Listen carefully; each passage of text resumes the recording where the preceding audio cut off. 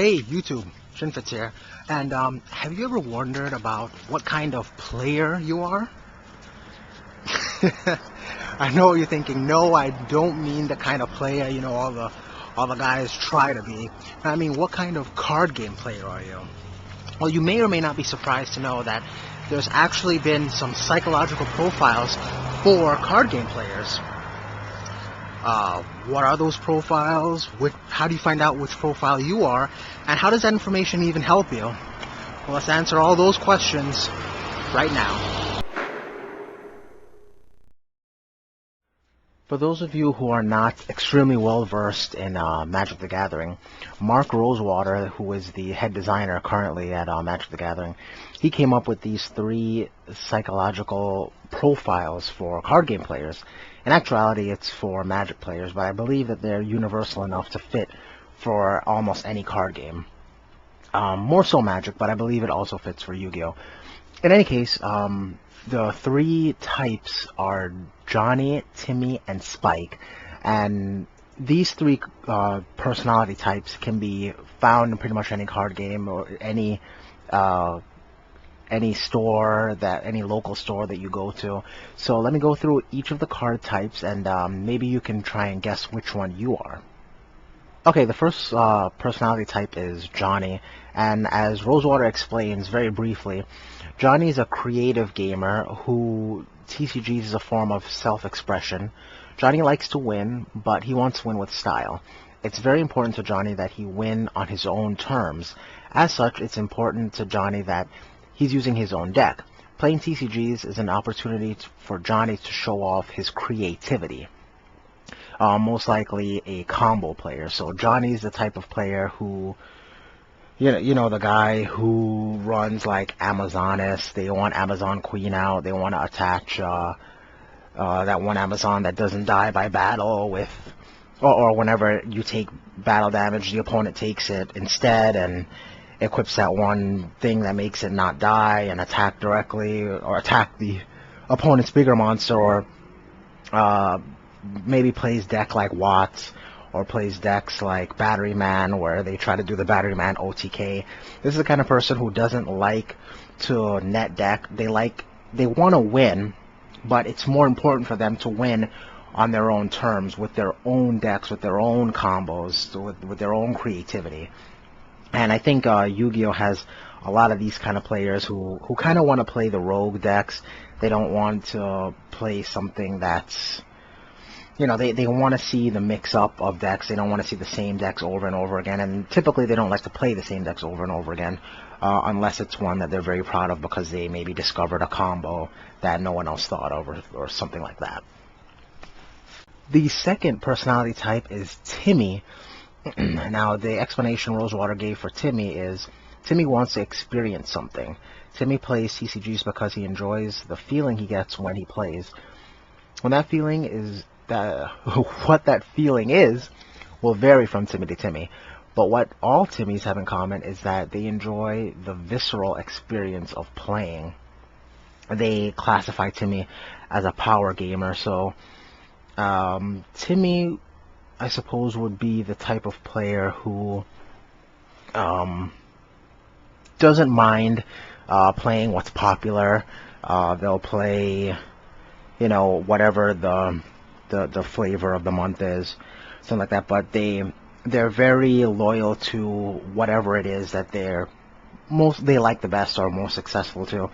They're the guys who are, they've been playing one deck type forever. They've been playing Machina since the structure deck, and they will not play anything else but Machina, or they're still playing Gravekeepers or Gadgets or something like that.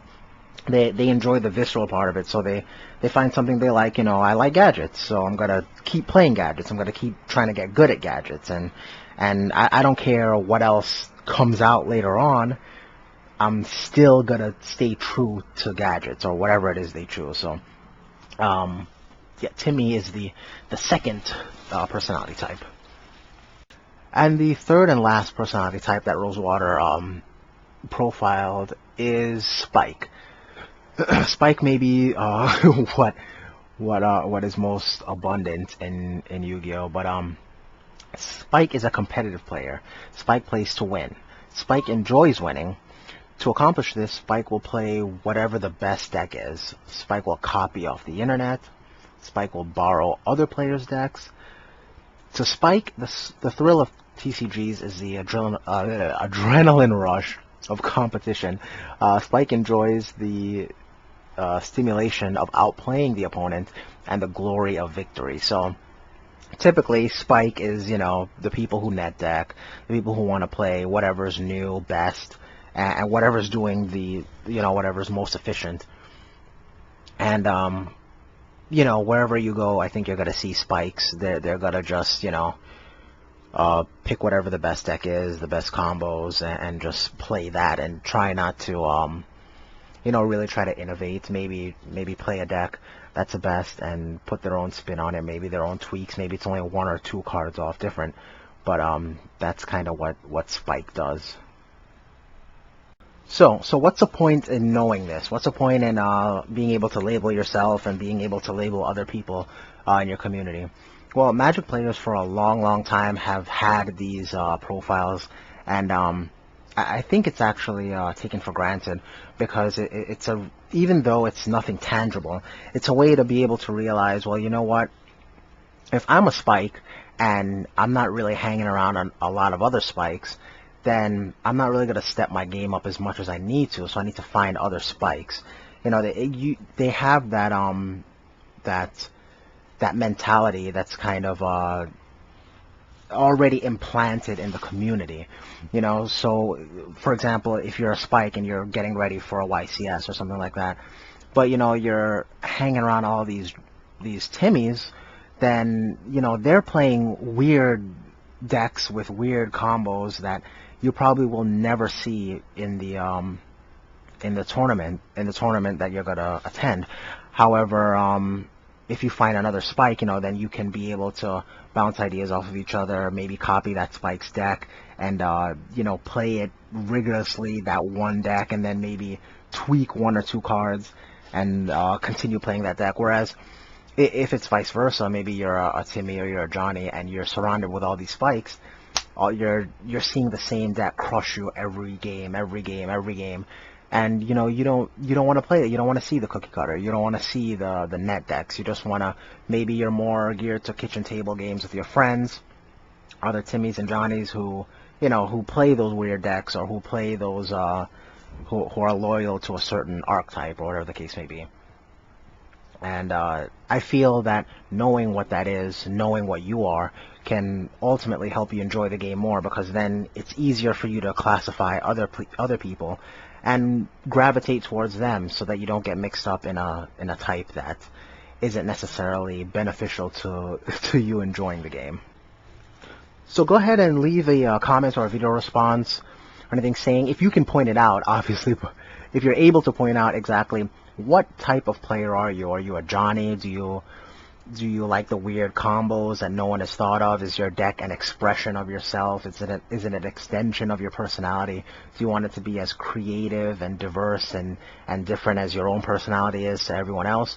Or are you a Timmy? Do you enjoy the visceral part of the game? Do you have a favorite attribute you always play, a favorite archetype you always play, or you have a favorite monster that you always use? Do you stay very loyal to your favorites in the game?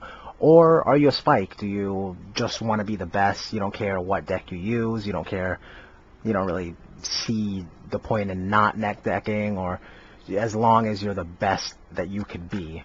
So yeah, which one are you? Would you say you're a Johnny, a Timmy, or a Spike? Well, that's going to be it for this episode, you guys. As always, thanks for watching. This has been Duel School with Fitzroy. I'm Fitzroy, and I may not know you, but you just got schooled.